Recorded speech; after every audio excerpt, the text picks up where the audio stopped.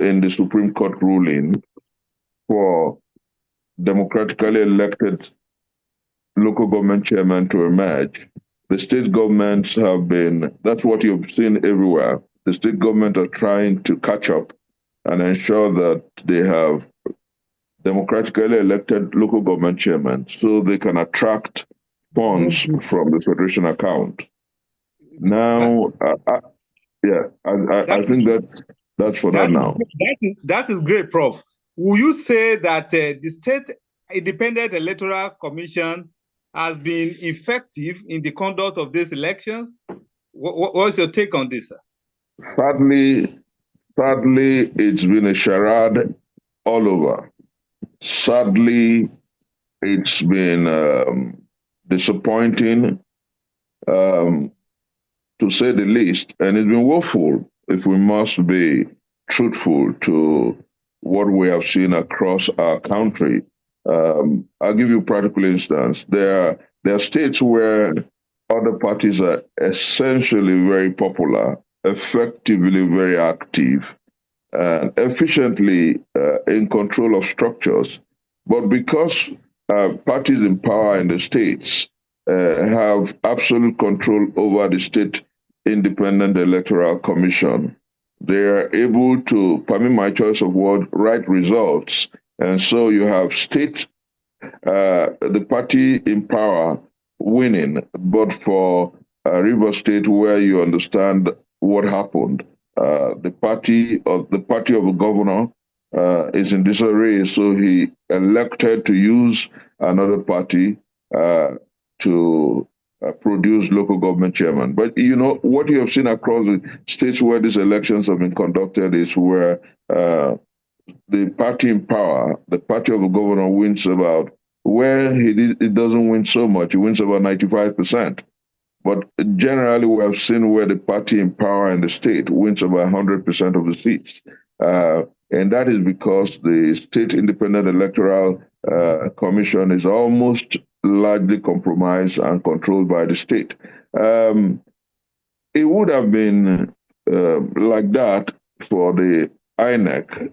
Unfortunately, it does appear with the very recent elections that INEC is also being controlled at the federal level by the party in power. But the reason is a little different, is that there was a certain constitutional amendment in 2010 which gave some level of financial and administrative autonomy to the INEC.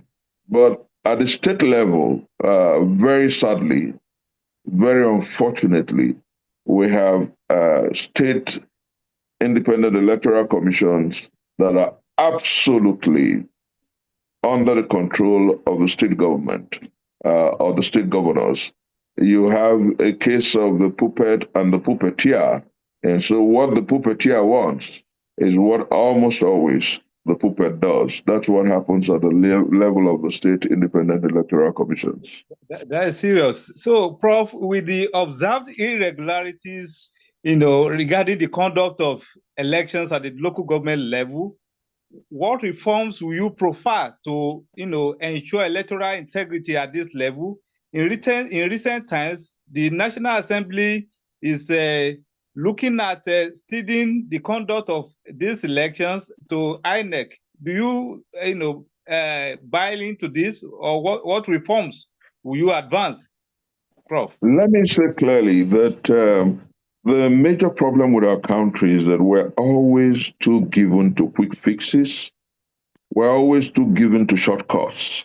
I'll tell you, surprisingly, most people will not believe that the simple solution to this problem is true fiscal federalism. The simple solution to this problem is devolution of power. The simple solution to this problem is resource control. That's the restructuring that we've been talking about. And I'll tell you how it works. If resources are controlled like we had in the First Republic and in the Independence Constitution by the component parts, if devolution of resources comes from the component parts, from the local government to the state government. Then we had from the municipal areas to the regions, regional governments, from the regional government to the federal government. If that's what we have, you find out that the state governors will not be desperate to control the local government because indeed the resources come from the local government. So instead of control, you find out that the third tier of governance will be truly effective, efficient, and effectual. And so when you have such levers of power, this kind of control, because why we have this kind of control is because Nigeria, we run a rent-seeking and a rent-taking structure, where at the end of every month, the state governments meet in Abuja to share money. They call it federal allocation, FAC. And because you have that, the state governments want to subdue and subjugate the almost ineffective and inefficient local governments. And now that the Supreme Court has said there should be autonomy at the local government level, the state government, in pursuit of Section 162 of the sub 6 of the 1999 Constitution, which provides for joint state account with the local government, are trying to do all kinds of manipulations. Now, how do you control, or how do you, like you asked, how do you ensure that you have effective, transparent, free and fair elections at the local government? Now, the man who wants to think broadly would say, do you even have free and fair elections at the federal level? Do you have at the state level? But what we need essentially is a holistic restructuring of the Nigerian enterprise. If the normative changes where people are able to hold local government officials responsible and responsive, people are able to move to the second layer, which is the state government, and hold them responsible and responsive. People are able to hold the federal government responsible and responsive to what they say on paper and to the intendments and letters of the Constitution. You find out that less of those who veer into politics for egocentric purposes would want to run for elections. You find out that knowing that people will hold them accountable, very few of the thieves in power that we have today will want to go into power. Very few of those whose philosophy in politics is me, myself, and I will want to go into power. And you will find out that more of people who truly want to serve the people who truly want to govern and make lives better for the people who want to go into power, because at every layer of leadership, you're held accountable. That was what we had in the First Republic. Don't forget that I was looking at a program on TV today and I saw the Cocoa House in Ibadan. That house was built in the First Republic and it stood at, I'll amaze you, at about 100 meters tall. It was the first skyscraper in the whole of West Africa. That building was marvelous. It was built from cocoa.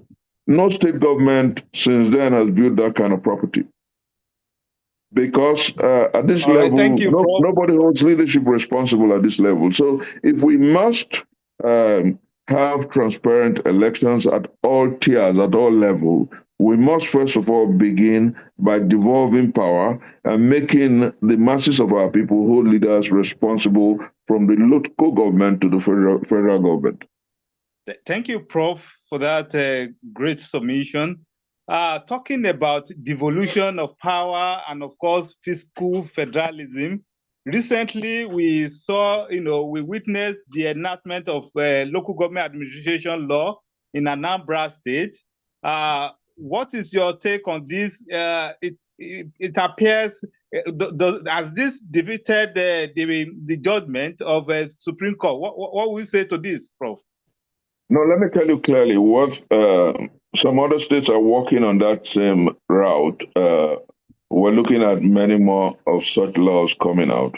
And like I told you, they're hiding behind the provisions of Section 162, subsection 6 of the 1999 Constitution, which provides for some level of joint account between the local government and state government. And then the argument of the Anambra state government in that law is that there are common theaters of operation between the state and the local government at some point. and that it will alter the harmony of the civil service if the local government are given absolute autonomy. Now, the question is clear. This kind of argument obtains because we do not have true fiscal federalism. The argument would be different if we had true fiscal federalism.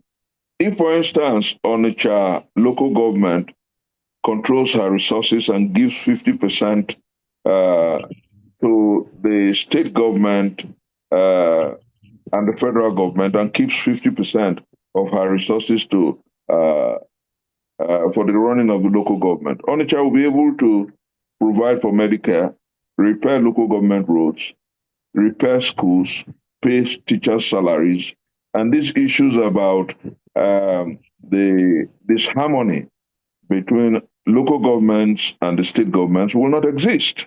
So the problem we have is that we want to cut a tree from the flowers.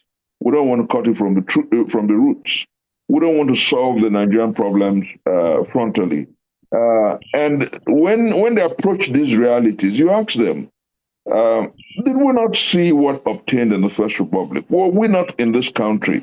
Did we not read our history books? Did we not see how Nigeria functioned in the First Republic and under the Republican Constitution? So why are we unable to think beyond the cocoonery Ding of dong. eccentricity? Nigga. Why are we not able? Why are we not able to see? Eat it up, eat it well and mix it up. Ding dong, eat it up, eat it well and mix it up. Who's doing that? Why are we not able to see? Why are we not able to see beyond the egocentricity of politicians? Why are we not able to challenge them to the truth? Because I read the speech of the governor of Anambra State when he signed that law, that bill into law. I've read a lot of debates about it. And their argument is, oh, there are places where local governments overlap. There are places where if you allow autonomy, it will alter the harmony in the state. There are places where the local government controls some level of civil service employment and all that, and the state government should pretend and perhaps pay salaries. So if you allow autonomy, it's going to cause a lot of trouble. But that's not the truth. What we need first is to restructure this country and allow for governance to devolve from bottom top, true fiscal federalism, devolution of power. Some of these tummy rot and gibberish that you hear from politicians will disappear. Thank you, Prof. One, do you buy into the argument as advanced by the government of Anambra? That is one.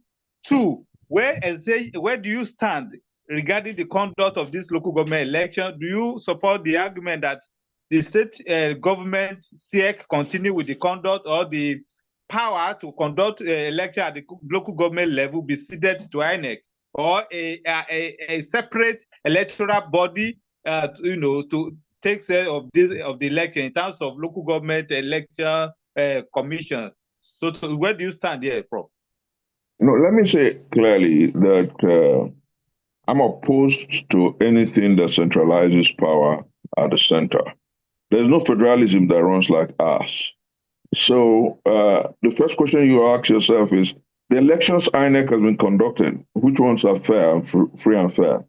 We saw the last presidential election. We saw the House of Representatives and senatorial elections. We saw the plethora of cases that went to court. We saw the Edo State election recently. We've seen several elections, and what is the score on INEC? So if you're saying that because what you have seen at the level of the state governments is monumental fraud and gibberish, you want to add to the fraud and the gibberish that you have at the center, I totally disagree. I think that we must wake up to address the fundamental issues of state, in which is surgically seek the solution to our problem. Like I said, the silver bullet is restructuring. If we have true fiscal federalism and devolution of powers, you find out that at some level, Only those who truly want to govern and truly want to serve will seek elective offices. And you find out that killing for electoral victory, stealing and looting and compromising the electoral process will diminish. That's point number one. Point number two, what is at the core of electoral larceny and malfeasance in our country is the fact that leadership is not responsible and responsive to the people.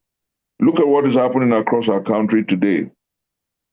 Leadership is telling us to tighten our seatbelt, when in actual fact, they are involved in profligacy, they are involved in waste and wanderlust. We have called for the reduction in the cost of governance in the so-called recent cabinet reshuffle. What we had was an increase in the number of ministers, which obviously tells you that government is not ready to tighten its seatbelts, but it expects the Nigerian people to tighten their seatbelt. What am I trying to say in essence?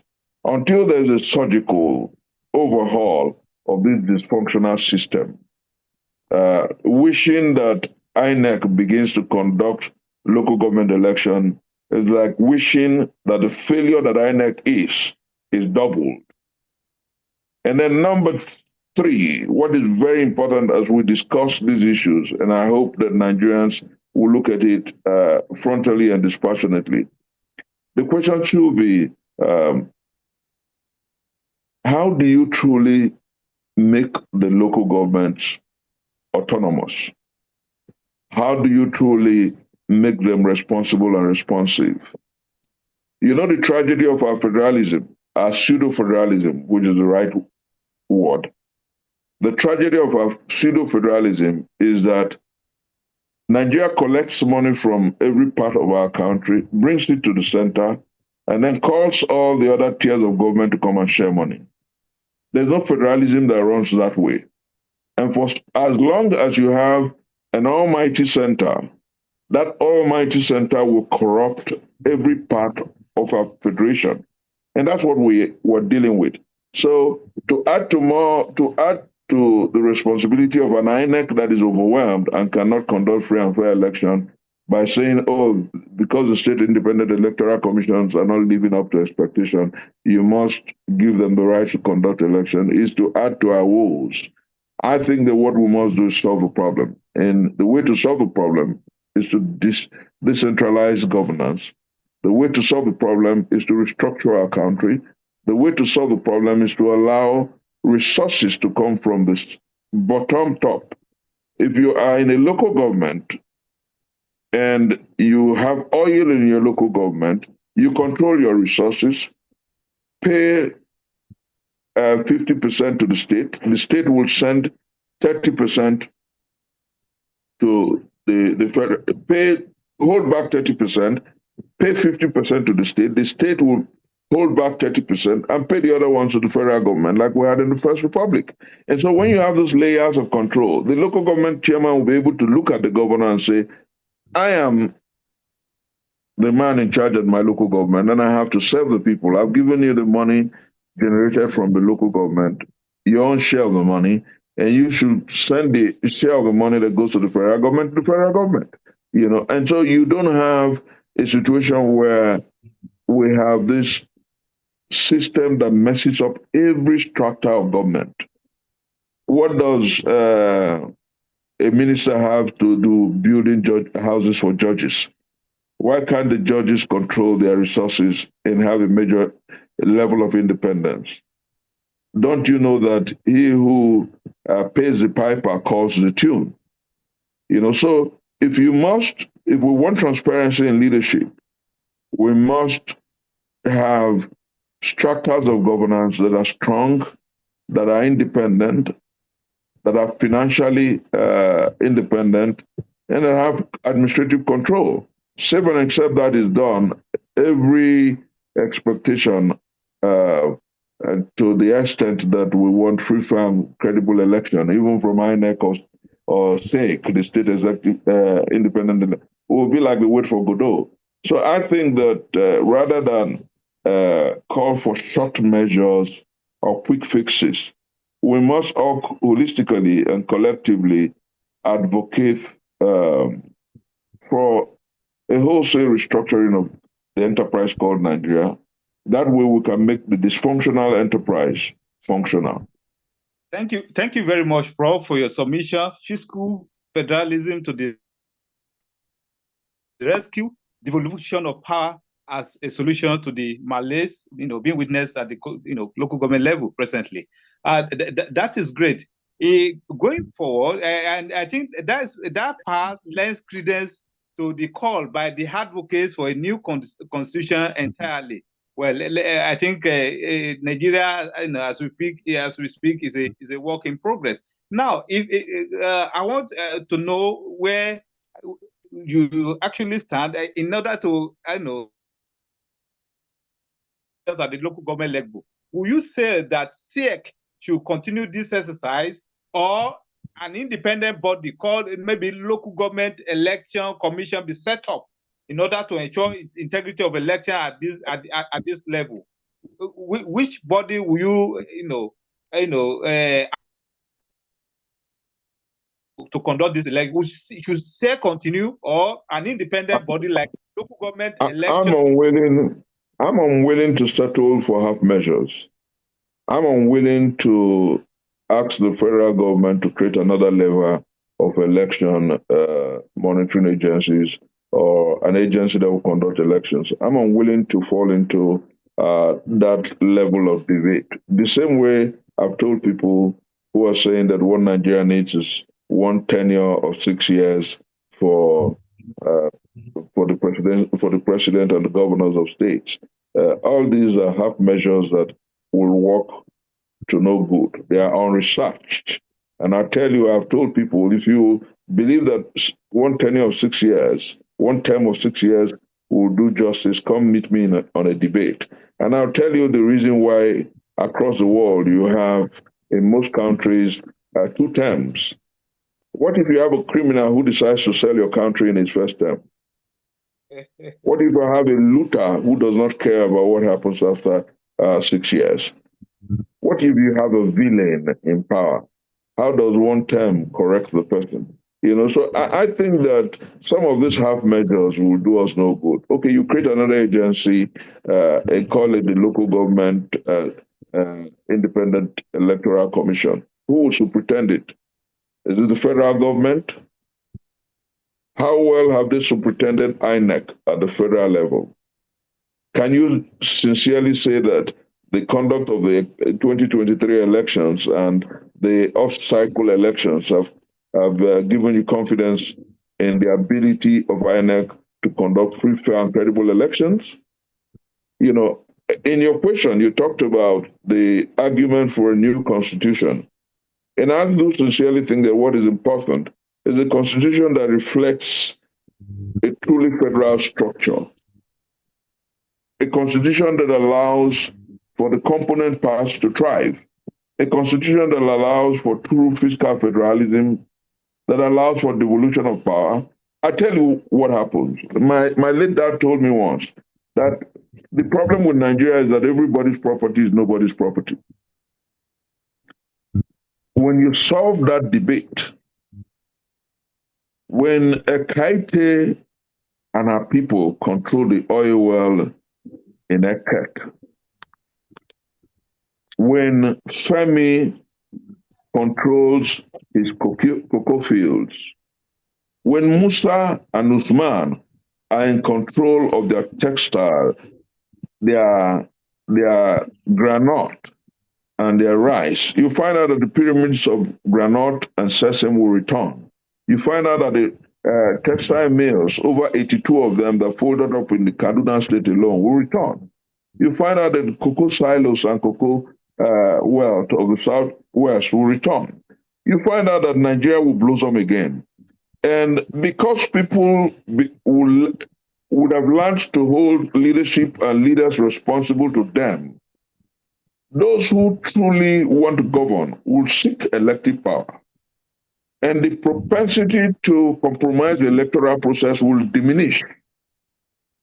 For as long as we have a system that is rent-seeking and rent-taking, bring 10 reforms, create 14 electoral officers and agencies, they will fail because what we have encourages corruption. People sit in Abuja and advocate salaries to themselves that even economies that are functional do not arrogate to themselves. Lawmakers in an impoverished country like ours receive as much as 14, 17 million in a month when a professor does not earn more than 500,000. And you think that country can work? What reforms are you talking about? We must live by the truth. Only the truth can set us free. I am unwilling to join those, and I'm telling everybody who cares to listen, I'm unwilling to join those who are saying, "Oh, revert local government elections to INEC that is failing everywhere." I'm also unwilling to join those who are saying, create an independent body to. Is there an independent body that will be superintended by people from Mars, Jupiter, or Plato? Where are they going to come from? For as long as we run a dysfunctional system, for as long as we run a country that does not hold leadership and leaders responsible and responsive to the people, for that long, every structure will fail. So what we need is to restructure this dysfunctional structure. When we do that, you find out that so many of these problems will accumulate. So many of these problems will naturally fade away.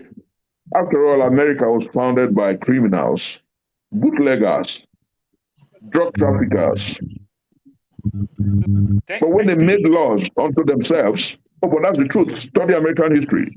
But when they made laws unto themselves, they chose to obey those laws because those laws enabled them to say to every one of themselves that they have built a country and the people must have the liberties to pursue happiness.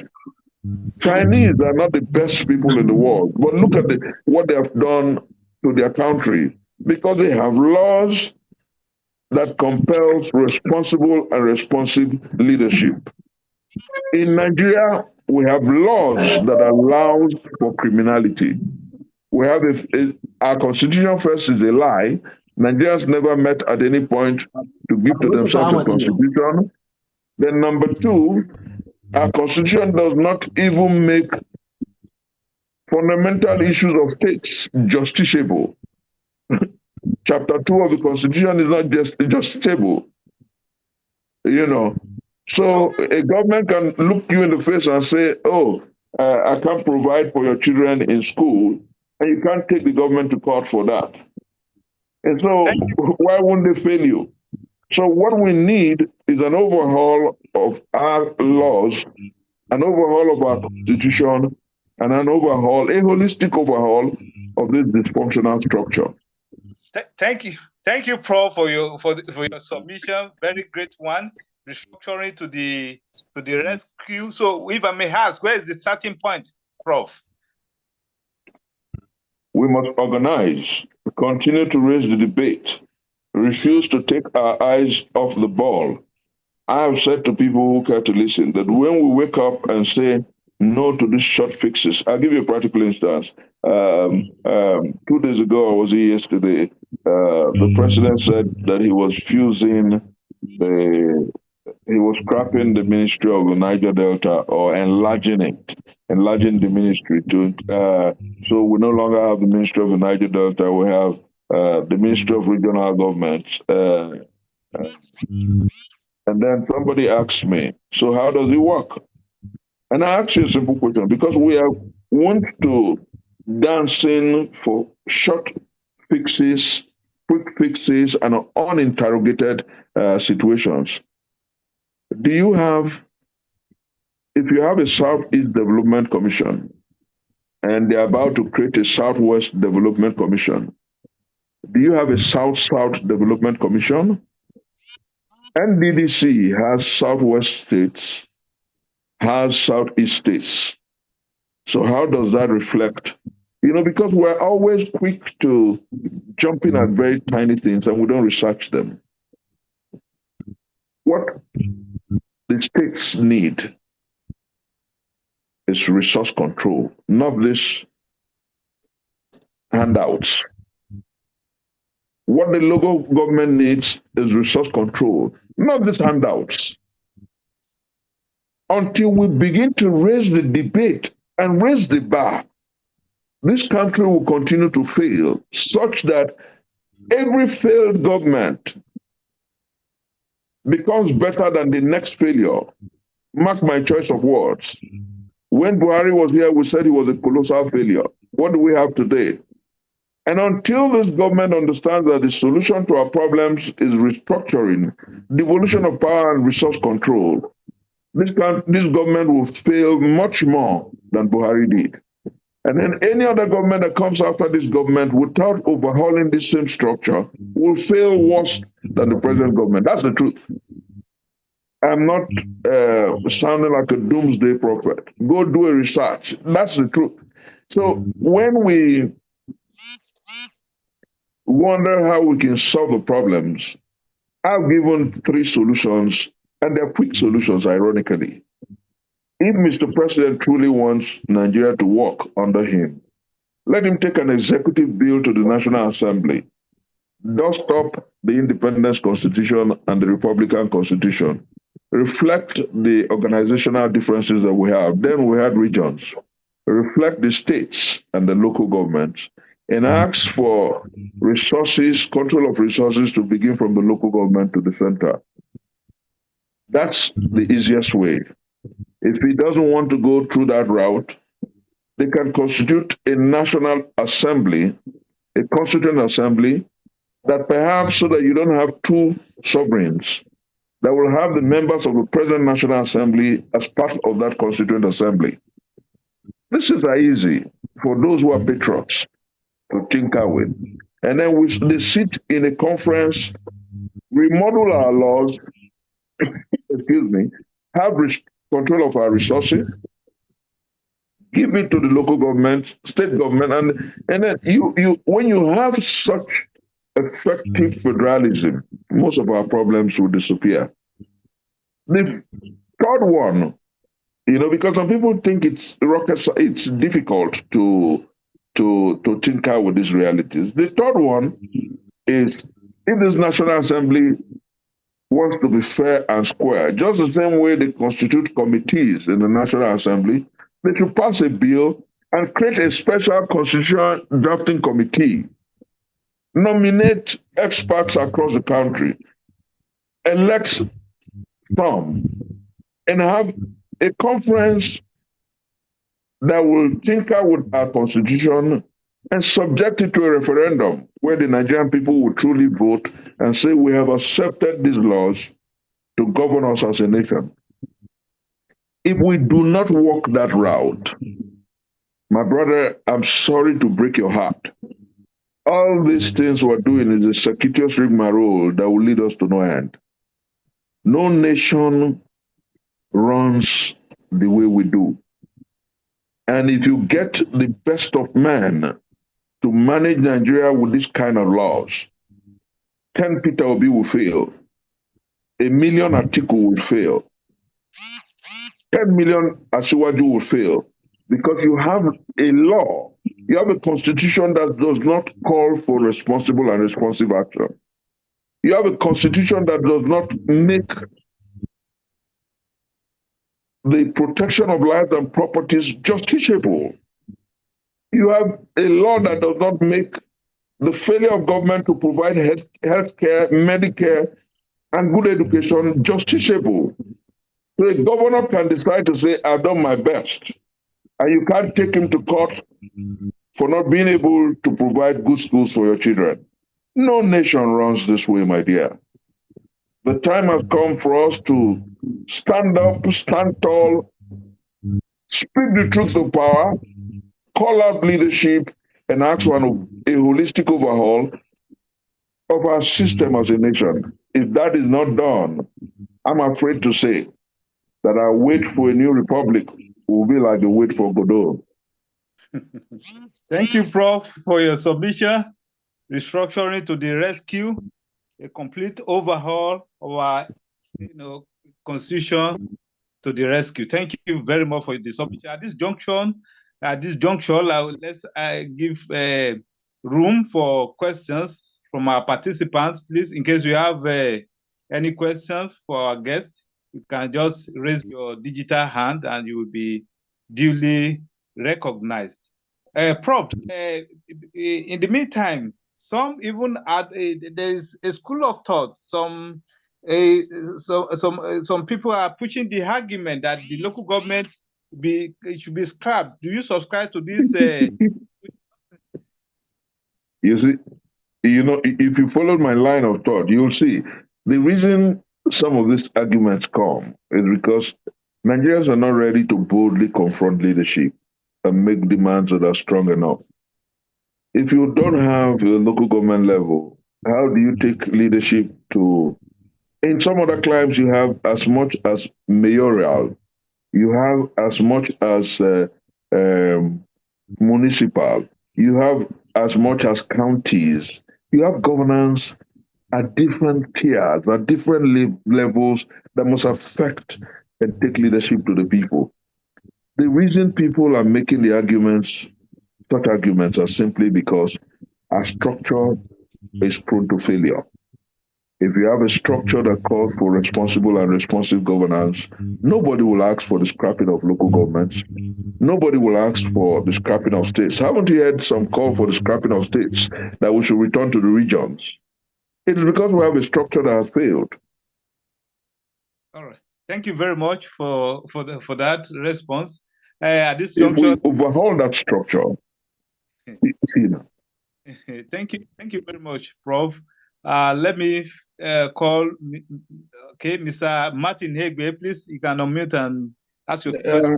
Please, I think the other fellow raised his hand before myself. Please, can you call him first, please? Oh, okay, thank you very much, sir. Mr. Daniel Motu, I think maybe you raised your hand before Mr. Martin Hegbe. Mr. Daniel Motu, please, you can unmute and ask your question. Good evening, House. You're welcome, sir. Yes. Good evening. Prof, I so much cherish your presentations and the presentation that you present, and I am so happy hearing you mentioning so many things that you have mentioned here now. But like us as Nigerians, I don't know what actually can we do in order to confront this leadership in Nigeria that is not working. Because these people has devised a means of trying to see how they can be able to protect their own interests and not the interests of the masses in Nigeria. This issue of interest now, this self-esteem, this self-thing, that me, I am looking at it, I don't know how can we championing it in order to see that this thing go down to the masses that will get to understand and see how we can be able to rescue this situation, because as it stands now, I don't know, it's only the grace of God that so many people are living today. So what can we do in order to see that, yes, we get this thing at least out of these people? Just most like trying to get those people who do our laws, like the legislators, who are like having our like minds, if at all we have, which I know we don't have them. So if actually we needed to get things right in Nigeria, which way are we going to go about it? It is by violence or whatever means. Thank you, sir. Well, I'll come. Can we take more questions so I can take them together? That is great. Martin Negbe, can you come? Yes, well, I'm here. Prof, thanks for coming to the forum, and good evening, afternoon, everyone. I held a Zoom conference a few months back, and the key speaker on that conference made a point that I have never even thought about. So this is what he said, that how do you expect a president who swore by the Quran or the Bible to uphold the Constitution of the Federal Republic of Nigeria to change that Constitution? That's an impossibility there. If he tries to change the Constitution that he has upheld, that he has sworn to uphold, that is a crime in itself. So one, how do we change this constitution outside of the government because it will never happen. The present day constitution in Nigeria favors the political elites, so they have no reason to change it. You know, that's one. Two, we've talked about the elected leaders.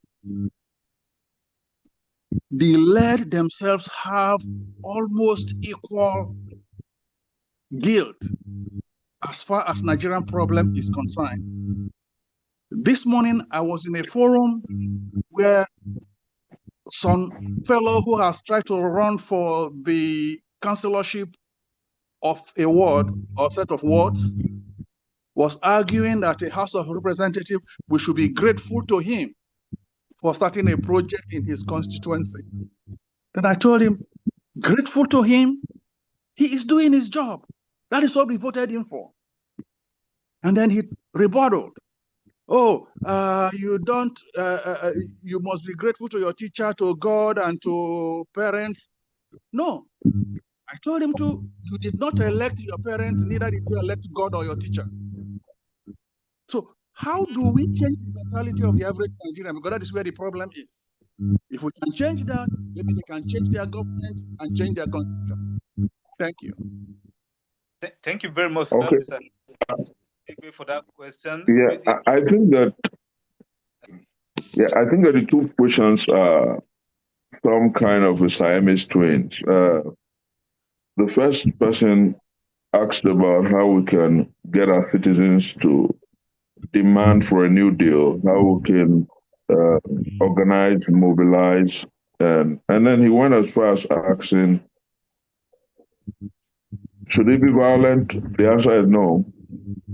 But you see, there's something called the people power. The power of the people is mightier and stronger than the power of those in power. That's the truth. And I'll tell you how it works. Then the second question talks about, but let me correct, there's a bit of a gap in the second question.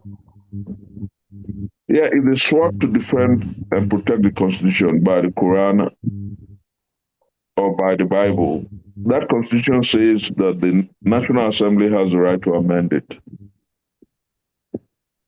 And what we're talking about is wholesale amendment of a Constitution. It can be done in several ways. Now the question is, let me even make you laugh. Do these people respect their Bible? Do they respect their Quran?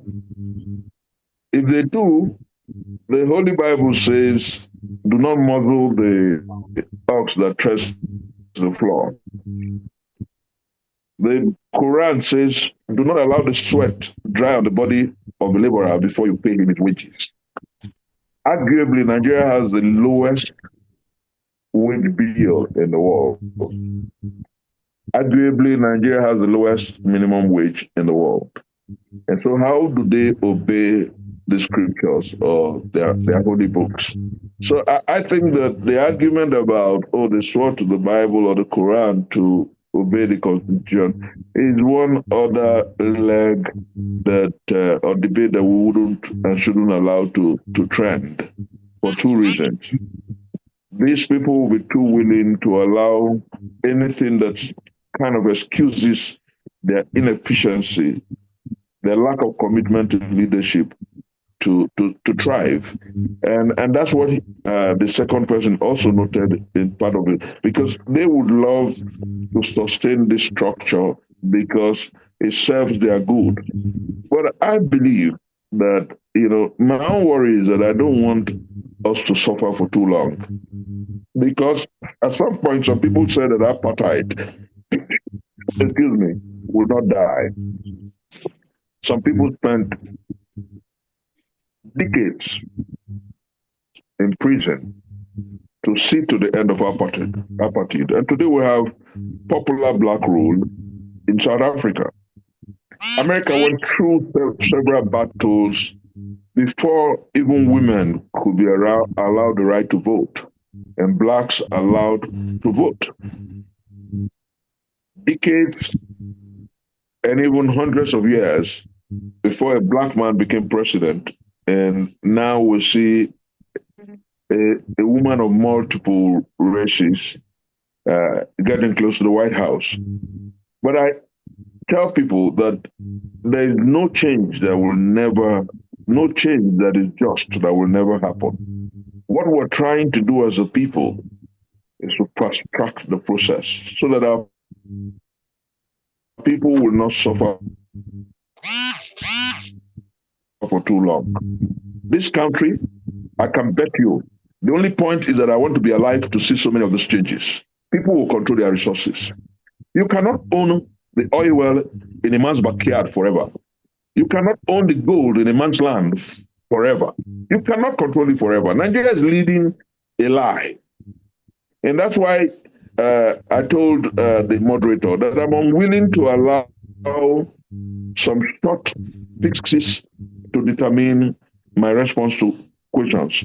I will not join those who are saying that local government elections should be conducted by INEC. INEC hasn't succeeded in conducting federal elections. I also will not be one of those who will advocate that a special committee be created to conduct local government elections. If the governors take monies to them or the state, the system allows for larceny and corruption. So what do we need? We need to do what we're doing now. I know that there are people who are listening to me here who tomorrow will begin to agitate in the social media, in their writings, in their outings on TV, for a holistic appraisal, a holistic reappraisal, a surgical rework of the Nigerian enterprise. We continue to push people in the National Assembly. There's 2027 coming. So many of us should get up, wake up, challenge people who believe in responsible and responsive leadership to come and run for elections. Challenge some of them who share our position. I know some people in the National Assembly that we're talking with.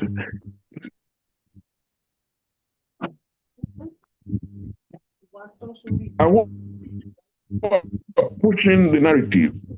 After all, we're able to push the narrative for not running for president from 45 to 32 or so. So I think that what we must begin to do as a people is to continue to agitate, to continue to speak truth to power, to continue to reach out to as many NGOs, CBOs, CSOs, as many agencies and platforms as we can reach. When our voice is loud enough, there's something the Igbo man says, we say in our own dialect, that when you peel together, it will form.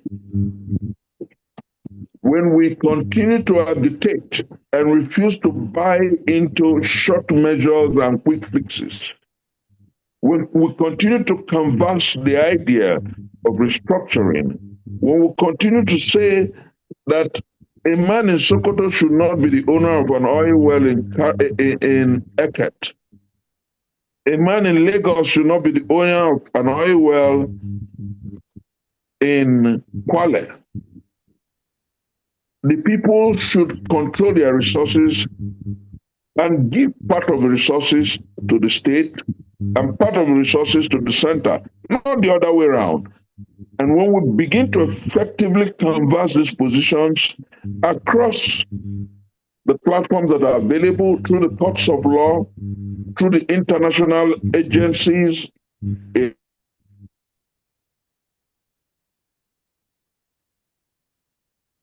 in advancement of human rights and people's rights, when we legislate all these fundamental narratives and issues, before you know it, they will not be able to throw this gibberish about, oh, the federal government is modifying this, modifying this. Why should you have federal roads running through states? Why shouldn't the states control and repair the roads that run through them? Why shouldn't they be allowed to fix the roads, toll the roads, maintain the roads, and at the end of the day, you have good network of roads across our country?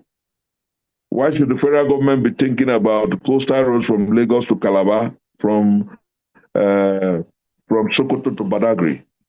Where do you run government this way? So these are fundamental issues we must begin to agitate, raise the issue. For as long as we continue to raise the issue and not ask for quick fixes and short solutions, for that long, that agitation will build a life of its own. The same way other nations were transformed. And then if we do it effectively and efficiently, it will happen faster than we think. Thank you very much, Prof, for that submission. Continuous advocacy is very key because, as it is often said, it only takes silence for evil to triumph over good. Great submission, Prof. Thank you very much, sir. At this juncture, let me bring up, it's my pleasure to bring up Prince Palm Ram to this to ask his question. That's the national chairman of COPDEM. You're welcome, sir, Mr. Palm. Thank you very much, Prince Adeshola. Prof, it's a pleasure having you in the house. Wonderful job, sir. A pleasure, man. Thank you, yes, sir. Yeah, what's your take on independent candidacy as a remedy or a temporary remedy for local government elections? Because from the onset, for one to qualify from their various parties, they need to be members for a certain number of months or years, which the party has used in the past, almost all political parties without exception, to gag loyalty. Do you think an independent candidature starting on the local government level will make any sense? Let me make you laugh with my response. If parties are not able to unseat the party in power at the states, how can an individual, do that? I'll give you a particular example. You have the best of independent candidates in America. They can't go nowhere, no matter how popular and powerful you are. The muscle, when you have several hands, it's stronger and better. I'm not trying to say that a one-off marvelous individual cannot emerge and do the magic. But the point is, it's, like you noted, these are maybe interim solution to problems. But, when we have, like I said, we have a system that compels responsible and responsive action. When we have a system that compels leadership to be responsible and responsive to the people, you find out that first, it weeds out those who do not want to serve. Because they know. Let me give you a graphic instance. I remember once I had a discussion with former President Olusegun Obasanjo on these issues. There was a time when he was saying that what Nigeria needs are good men, people with good conscience. And I said to him, Baba, that's not what we need. Chinese are not good people. What we need are laws that can compel responsible and responsive action. That's what Americans did. Those who founded that country were bootleggers. Leave those issues about pilgrims. George Washington and co. were not the best of men. But you know what? They made unto themselves laws that compel them to responsible and responsive action. If we say, for instance, a P2B decides to be a governor, and then he's running alone as an independent candidate, and you have a party of 10 men who have as much resources and who have various routes at different locations, won't they dislodge him? So I think that what is important is, like I said, and I won over the former president to that debate. What we need is an overhaul of our laws. What we need is a structure that compels responsible and responsive action. What we need is a structure that allows for the man in your village, if you have an oil well, to say to the local government chairman, what we get in this village is 1,000 barrels of crude oil. And what our law says is that the value of 50,000 will go to the state government, the value of another 50,000 will go to the federal government, and we will keep the other remaining one. So where is our money? Because he's able to hold him responsible. The local government chairman gets weary. If he wants to be a thief, he will not run. We must stand on those fundamental narratives. When Rosa Parks said she wasn't going to get up in the bus There were people who said, oh, no, you're being too radical. But that triggered off the Selma riots and the Selma protests. And it didn't take long before the segregation in buses was outlawed. We must wake up to the fundamental issues, not the short fixes. I just wish, like what Patrick Wimott said when he was being deported by Babangida in the 1990. He said, my crime was to have taught the young to think. I wish that we as a people can do this more often and interrogate these fundamentals. Because you see, if tomorrow a law comes and we say we can have an independent candidate, how does that independent candidate, as popular as he may be, win votes in Karunamuda? How much is he going to spend to run the structures he needs in Karunamuda, in Kafanchan, in Eket, in Ibuzo, in Lagos? It becomes an onerous tax for him. That's why those who tinkered with partisan democracy across the world, you have seen that in America, it's almost impossible. The Kennedy man who wanted to run as an independent, when he saw that the Republican and Democrat had taken over the cards, Ross Perot, some time ago, you remember, tried to do it. It's almost impossible. In the United Kingdom, you have 2-3 parties. Of the various parties, you have over 50 parties in the United Kingdom. In America, you have over 27 political parties, but people do not know. You know, because at the end of the day, you find out that to take power, it takes a whole lot of dynamics. That's why I keep telling people that going forward to 2027, there must be, just the same way the APC came as an amalgam of, unfortunately, pseudo-progressives in 2013, 2014, and took power from the PDP, there must be an amalgam, a merger of truly progressive individuals, truly progressive parties, united in purpose, united to the cause for a national redemption and rescue. That's the only way we can take power from these people whose political philosophy is me, myself, and I. You know, not necessarily pardon my choice of words, the emotional call for, no one person can do it. These people are too entrenched for one individual to do it. Thank you very much, Prof, for that response. At this point in time, let me call Mr. Martina Humana to for his question. You can unmute and ask your question, sir, Mr. Humana.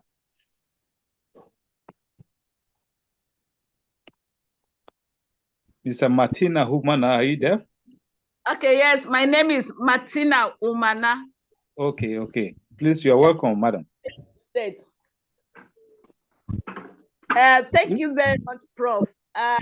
This is my first time on this. I just saw the link somewhere, and I was interested on the topic, so I decided to join. I wouldn't know whether we have it in the state, but I'm impressed with what the Prof has said, and I want to ask. We want a new Nigeria. Prof has said a lot, but people are hungry. They are very, very hungry right now. How are they going to be able to hold themselves till 2027? And these same people who has made them hungry will come back with a bag of rice, a bag of salt with maybe 2,000 naira and lure them to vote for them. What are we? Because I see Prof and the rest as leaders who are trying to birth a new Nigeria. What do we put in place? How do we do it so that our people will be able to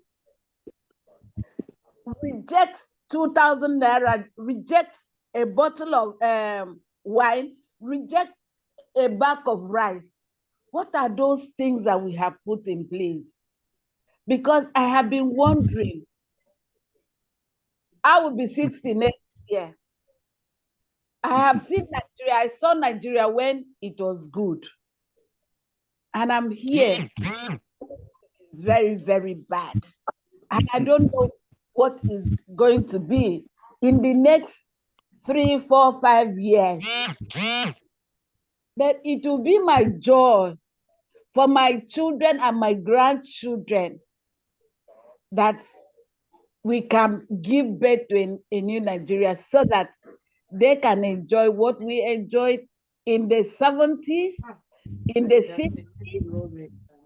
At least now there's no peace anywhere, insecurity everywhere. So, Prof, please throw more light on that. Thank you very much.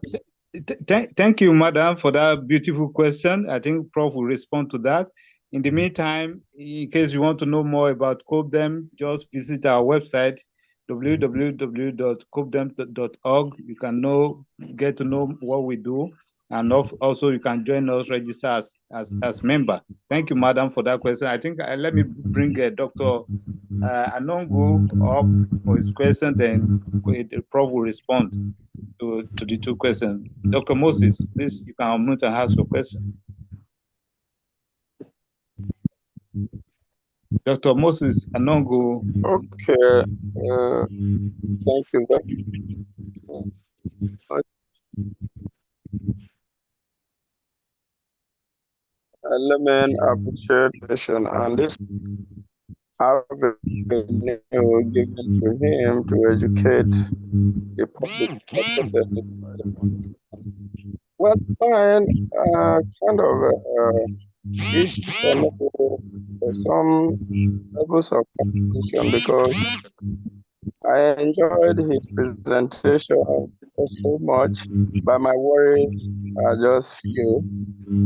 I see issues that impact positive in our country, in our society, which has traversed down to affect the local government election, to include not limited to enshrine ethnicity, religious sentiment, poverty, greed. And the worst of it is the challenges of ignorant majority. What do I mean by this? Both brought one suggestion which he hung it on the National Assembly. But if you look at the composition of the National Assembly, you will agree with me that the National Assembly itself is not national. It's not a National Assembly, but a self-centered assembly. I'm sorry to say this. They are not National Assembly members, but they are just self-centered members. Because the problem of the country is not a major problem. The major problem is what will better their life and the life of their yet unborn generation. So it's a problem of greed, a problem of maybe poverty of ideas, which is really compounded by issues of ethnicity, because I could remember some time ago a big concerning I think derivation, which gives local communities the opportunity to benefit from the resources that directly accrue within their region. And that bill couldn't pass at the right time it was supposed to pass, because some persons believe that if it's passed into law, it will rather benefit communities that were suffering the impact of oil spillages, until certain percentages or maybe oil well sharing was allocated to some members of the National Assembly. region before that, let me say, part of that bill saw the light of the day. Now, if you look at the just concluded local government election, you notice that when a political party is leading in that state, that political party prepare a list, and it's only members of that political party remain as winners at the local government level. That's to tell you that there is a problem already. There is no room where the local people will participate and vote the right people who will now take the benefits of democracy at the local level. So you see, Prof made mention of bringing National Assembly to conduct election, and he kicked against that, which I did too, because I see that this country is in trouble, and before you pull this country out of the problem, you must first and foremost fight a determined war with ignorance. And that is why I made ignorance of the majority the fundamental problem. A lot of people in this country, they are educated, but they are ignorant on how a country should be run. And so when you want to discuss issues of good governance, provided it affects their personal interest, provided the suggestion bringing will affect their families who are in power, provided it does not favor their cabal, that suggestion will not stay through. So we will continue to suffer until when that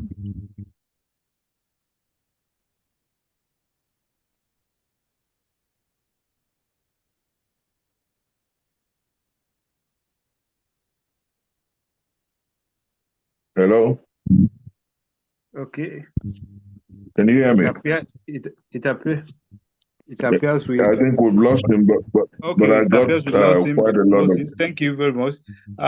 Thank you, Prof. The first question: in the face of the present hunger and hardship, where lies the hope of the farmer as we even I got the questions. 2027? Prof, you can please do justice to that, sir. Yeah, the first question and the second question are very strong and germane questions. The question from the lady about the effect of hunger, societal disconnect, poverty and despondency vis-a-vis 2027, the ability or possibility, if you like, of Ghana must go bags and rights and other swaying elections and swaying the voters. Let me say this, and I bring you strong words of great hope. What hunger does, hunger plays two roles. Hunger is a veritable tool for societal revolution.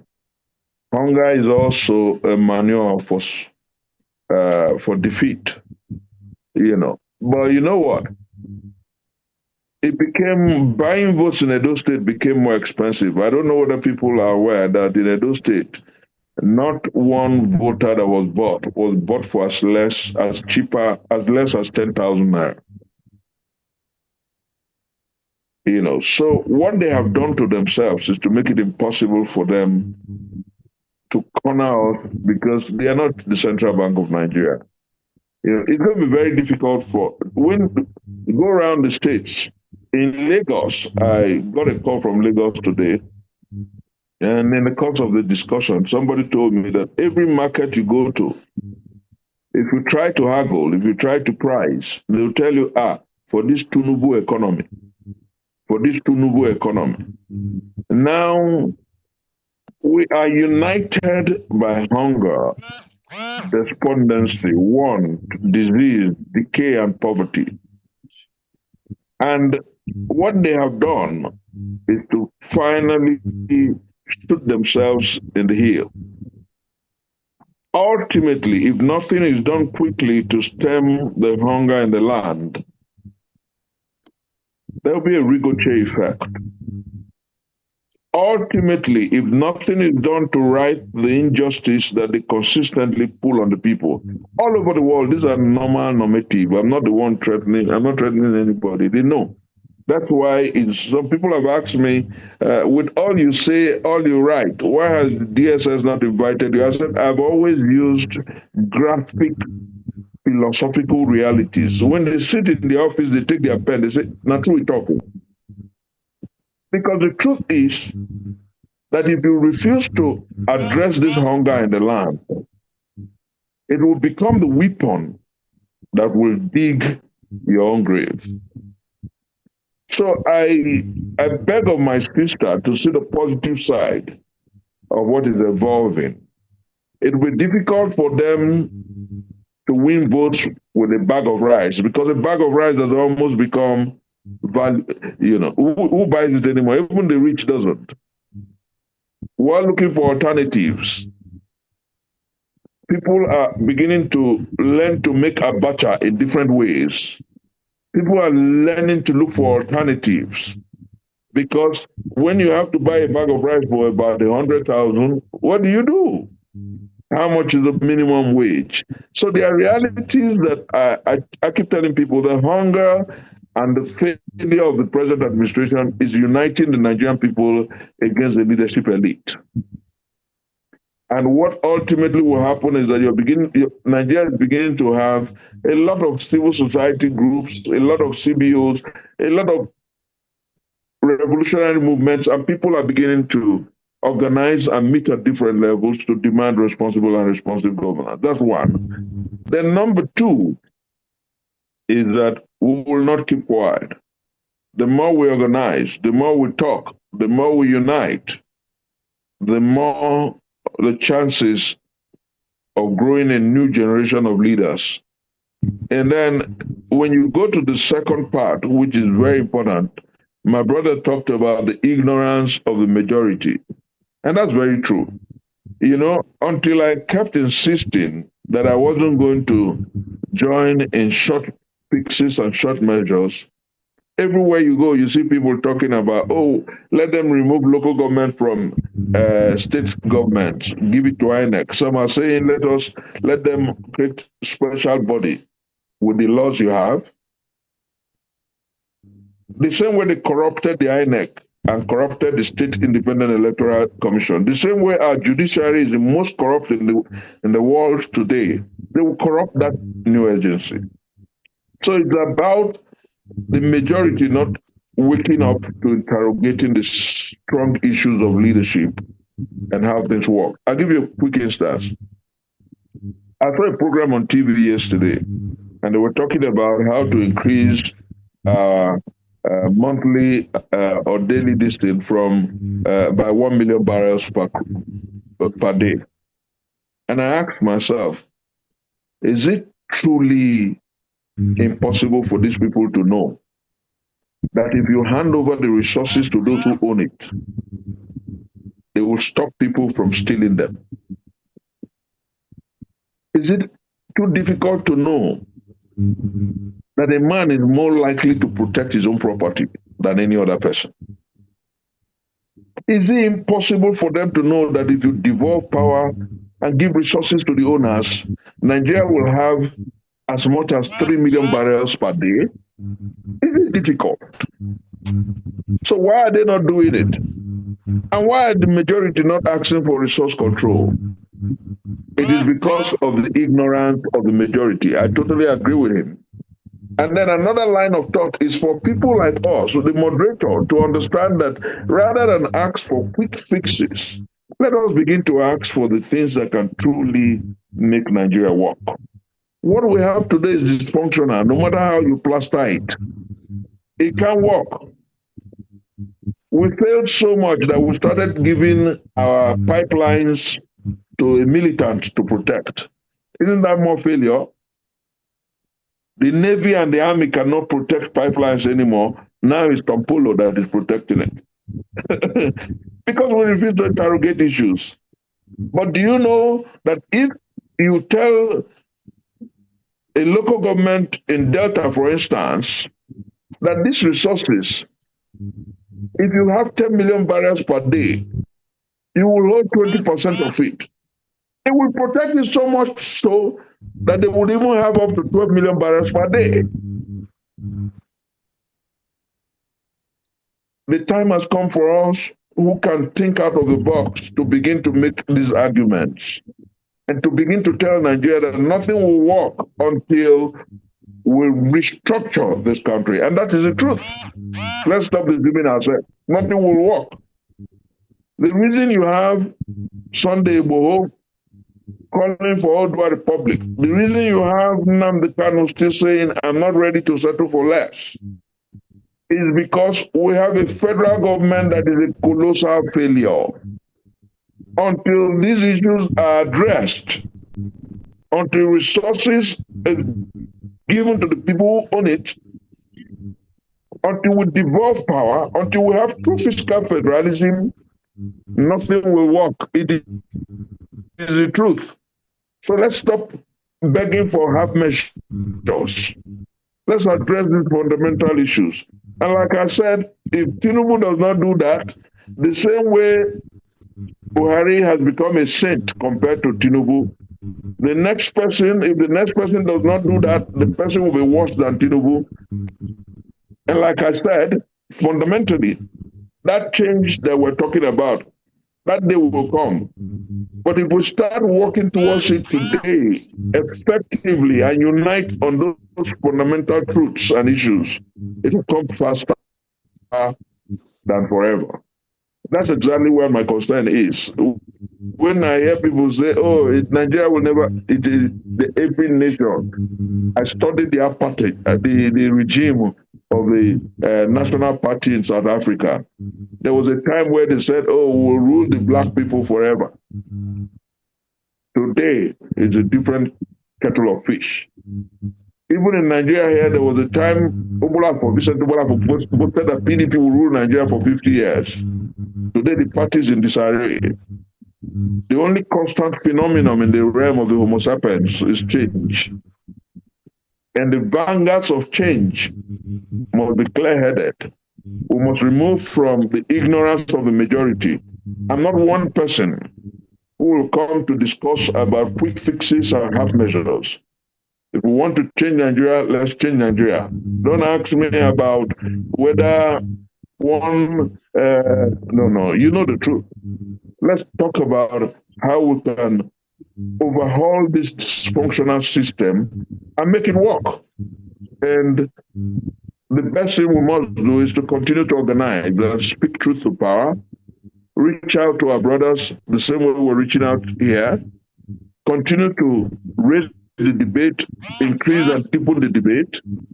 And as much as we do that, we'll win more disciples to the truth. And as we win more disciples to the truth, we begin to reach out to the different layers and levers of leadership, begin to win more converts, the same way it happened in the African American Revolution led by Martin Luther King Jr. and co. The same way it happened in South Africa through Mandela.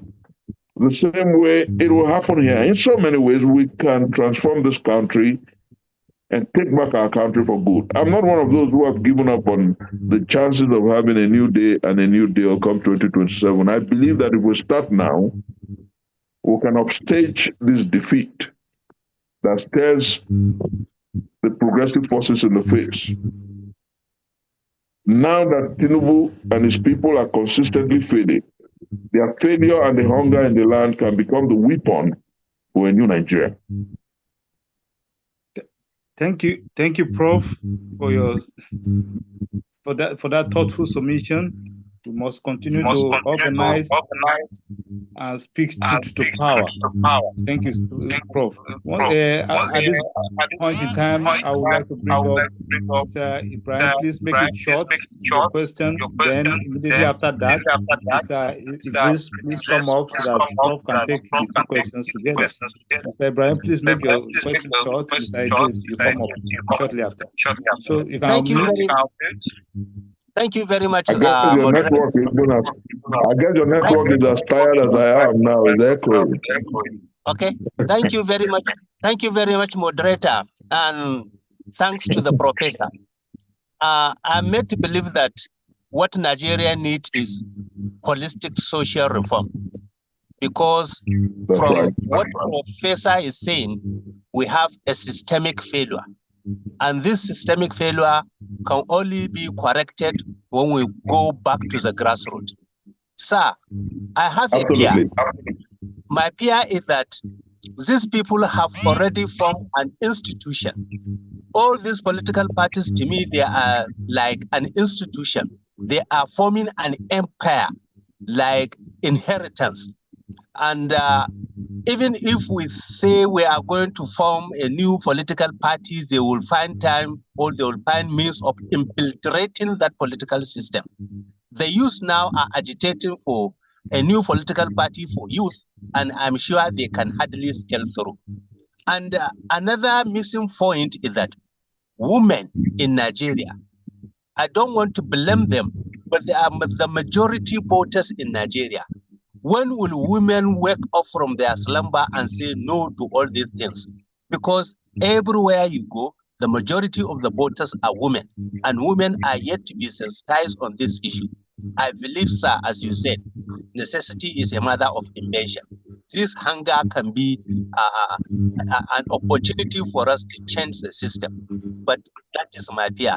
And on issue of resource control, sir, I have a fear. This privatization has paved way for all these power holders to own almost all our companies and parastatals. They are the owners, they are the operators, they are the maintainers. How then can we dismantle all this? Thank you very much, sir. Thank you, Mr. Ibrahim. The last question. Okay, he has put down his hand. So that'll be the last question. So, Prof, you can respond to that. Then we round off the discussion. Okay, Mr. Idris, please make it short. Sorry, Prof. Mr. Idris, you are back. Please make it short. You are the last, person to okay, thank you very much for giving me this opportunity. Mr. Prof, I welcome you once again. So my question is going for that. Why always most of our lecturers, they don't use to educate our people to vote for good governance in this Nigeria? Because I just watching that most of the problem that we are facing is the problem of our lecturers. Even today, you know that we're having election tomorrow, but they invited some union of the schools to come and join them so that you can go and vote for the people that donate. Then I saw a lot of people in Kano today. Most of them, they are women. Go and collect it of matches, and also the Indomie. Then tomorrow they are going to vote. I don't know what is this condition we are going to. Please, let us, our lecturers, unite ourselves. Save this country. Thank you, Mr. Prof. Thank you very much for your question. Please, Prof, you can respond. Yeah, in the first in the question before this last one was the answer. In expressing his fears, he also came to the fact that necessity almost always is the mother of invention. I want to say, and I hold this truth to be self-evident, that the power of a people is stronger than those and mightier than those in power. History has proven that reality. So our people shouldn't lose faith in the ability of the Nigerian people to transform this country. That's the first point. We must have faith in our ability to transform this country. And then number two, this is very, very important. Those who transform nations are not always the majority. It's just a few informed and a few revolutionary minds. all over the world. Look at Umkhonto Wesizwe that eventually metamorphosed into the ANC. Look at the Black African Leadership Congress, the Martin Luther King struggle. How many of them? But you know what? An idea when it is time, like where we're headed as a country, for the first time, leadership is uniting us through hunger, disease, despondency, poverty, and want. Nigerians are beginning to look at each other. Even the people in the Southwest are the ones from where Tinubu hails, are the ones who have gone to London to say, we don't want to be part of Nigeria anymore. We're tired of it. Meanwhile, the president is from Yoruba land. The failure of the leadership elite is beginning to make people think and ask questions. And I tell you, these questions will continue to agitate the minds of the people. Believe me, and it will not stop until there's a new energy across our land that will demand for a holistic overhaul of this failed enterprise. And let me say very strongly that because my brother talked about the fear that restructuring or control of resources and devolution of power would throw up. I spoke with someone a few weeks ago and he said to me, I'm reducing to Hausa language some of this your message on restructuring. When our brothers in the North understand that restructuring will return the pyramid of rice, pyramids of granite, will return the textile mills, over 82 that was closed down in Kaduna State alone, and over 180 refineries that have gone kaput in the North, textile mills that have gone kaput in the North will come back alive. When people understand that their wealth, the wealth from cocoa and sesame will return, the wealth from palm oil and palm produce will return. When people understand that when they control their resources, there will be wealth to develop their states and their local governments. When we rupture the illiteracy, the ignorance that the leadership elite throws up, that ignorance that makes them think that creating Northeast Development Commission, Southwest Development Commission, Southeast is what Nigerians need. When you continue to devolve power to the center, is what people need.